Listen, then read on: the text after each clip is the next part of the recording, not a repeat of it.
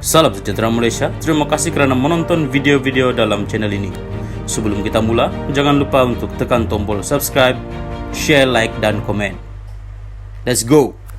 Salam sejahtera dan salam perpaduan kepada seluruh rakyat Malaysia. Berita panas hari ini bertajuk, dengan siapapun parti itu bersama, pasti kena tendang. Zahid. Berita penuh, Presiden UMNO Ahmad Zahid Hamidi menjangkakan gabungan parti-parti yang didakwanya konon-konon memperjuangkan kaum Melayu akan berpecah tidak lama lagi. Dipercayai merujuk kepada Perikatan Nasional PN, Ahmad Zahid dalam ucapan amanat ulang tahun UMNO malam ini berkias dengan menyorot semula insiden perpecahan dalaman yang dialami salah satu parti komponen gabungan pembangkang tersebut. Bahkan timbalan Perdana Menteri itu menegaskan UMNO sendiri pernah bekerjasama dan cuba mewujudkan perpaduan ummah dengan parti terbabit. Walaupun kita cuba dengan perasaan yang mahu mewujudkan penyatuan ummah, kita telah cuba atas nama piagam dan mufakat nasional.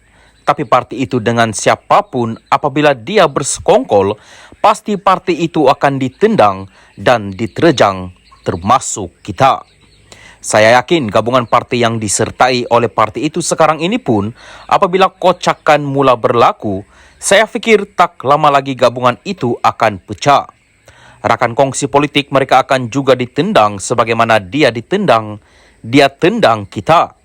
Katanya di surau yang terletak di bangunan Ibu Pejabat UMNO di tengah Kuala Lumpur malam tadi. Pada 2019, UMNO dan PAS memeterai piagam mufakat nasional sebagai langkah ke arah Pakatan Pilihan Raya rasmi. Bagaimanapun pada tahun berikutnya, PAS menyertai PN. Langkah itu bagaimanapun tidak disenangi oleh UMNO yang menjurus kepada perpecahan MN. Diminta mengulas lanjut mengenai ucapannya itu, Zahid menyifatkan hubungan politik parti di dalam PN itu seperti perkahwinan muta politik, kawin kontrak. Kita mendengar bahawa perkahwinan muta politik itu pasti dalam bentuk sementara.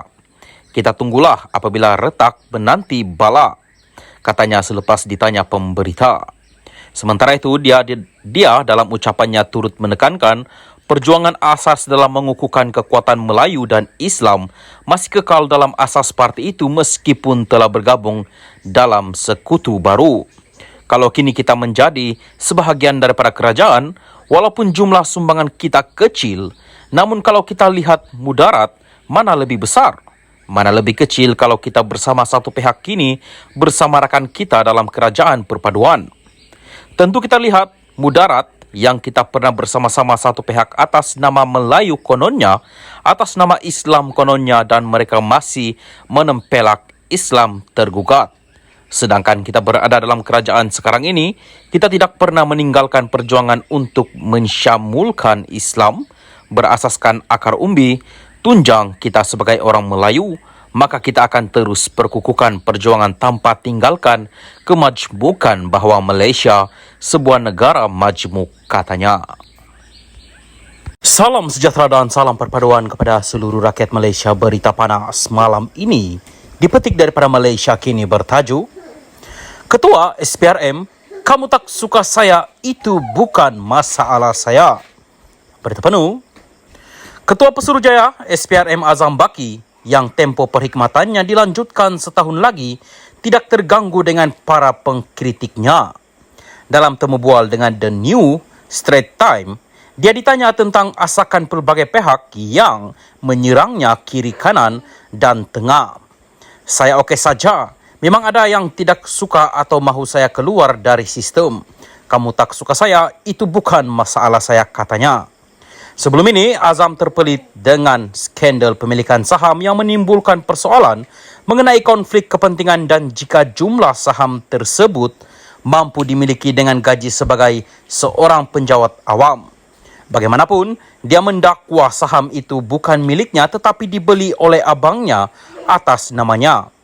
Ini menyaksikan Suruhanjaya Security SC, kemudiannya turut menyiasat jika terdapat kemungkinan penyalahgunaan akaun dagangannya. SC akhirnya mendedahkan bahawa Azam mempunyai kawalan penuh ke atas akaun dagangannya sendiri dan tiada dagangan proksi yang terlibat. Menurut Azam, agensi itu sedang menangani lebih banyak kes rasuah membabitkan pegawai tinggi kerajaan serta wanita. Kita melihat peningkatan jumlah wanita yang terlibat dalam rasuah. Pada 2019, hanya 9 wanita yang disabitkan dengan jenayah berkaitan rasuah, tetapi ini melonjak kepada 57 tahun lepas. Ini menunjukkan bahawa wanita juga terdedah dengan rasuah. Apabila ada peluang untuk rasuah, kedua-dua jantina akan mengambil kesempatan untuk memperkayakan diri masing-masing, katanya kepada akhbar harian berbahasa Inggris itu. Mendedahkan bahawa 2 hingga 4% daripada keluaran dalam negara kasar, negara boleh hilang akibat rasuah. Azam berkata, SPRM tidak menumpukan kepada kes kepentingan awam untuk mengurangkan ketirisan. Ini berjumlah sehingga RM30 bilion hingga RM40 bilion setahun. Sekiranya kita boleh selamatkan sekurang-kurangnya RM10 bilion, itu sudah memadai. Kamu juga boleh menggunakan wang itu untuk membayar bonus kepada rakyat, katanya. Salam sejahtera dan salam perpaduan kepada seluruh rakyat Malaysia. Berita panas dan terkini dari Mahkamah. Najib cirit-birit tak dapat hadir bicara 1MDB. Berita penuh. Datuk Seri Najib Razak tidak dapat hadir perbicaraan kes penyelewengan dana One Malaysia Development Berhad yang dihadapinya hari ini kerana mengalami masalah cirit-birit sehingga terpaksa dirujuk pakar di Hospital Kuala Lumpur HKL. Perkara itu disahkan Pegawai Perubatan Klinik Kesihatan Penjara Kajang, Dr. Muhammad Hafiz Muhammad Hosni yang dipanggil dalam prosiding hari ini bagi memberikan penjelasan mengenai keadaan bekas Perdana Menteri itu.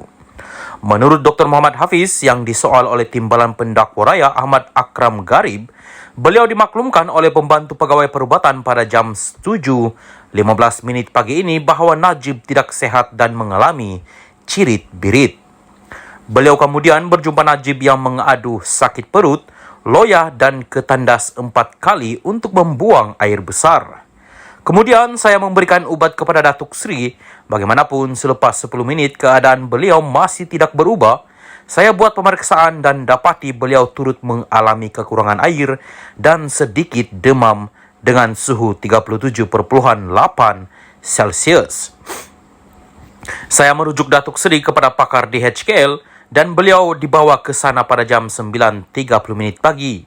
Ketika itu beliau kelihatan penat, lesu dan kekurangan air.